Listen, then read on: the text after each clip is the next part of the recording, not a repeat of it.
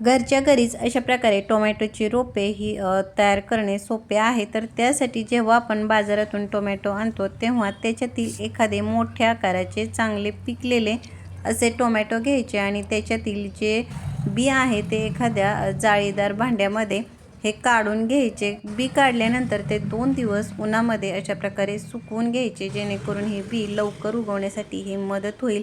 आता हे बी लावण्यापूर्वी माती मात्र ही चांगली तयार करावी, म्हणजे 60% साधी माती, 40% शेणखत किंवा गांडूळ खत घेऊन माती तयार करून ती 8 ते 10 इंचाच्या एखाद्या कुंडीमध्ये भरून घ्यायची।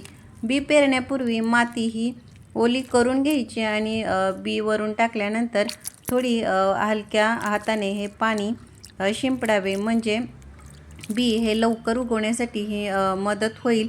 आता हे बी लावल्यानंतर 2 ते 3 दिवस हे कमी ऊन मिळेल अशा ठिकाणी ही कुंडी ठेवून द्यायची। 2 ते 3 दिवसामध्येच तुम्हाला अशा प्रकारे टोमॅटोची रोपे ही उगवलेली दिसून येतील। पुढील 20 ते 25 दिवसामध्येच आपल्याला कुंडीमध्ये लावण्यासाठी ही टोमॅटोची रोपे ही तयार होतात।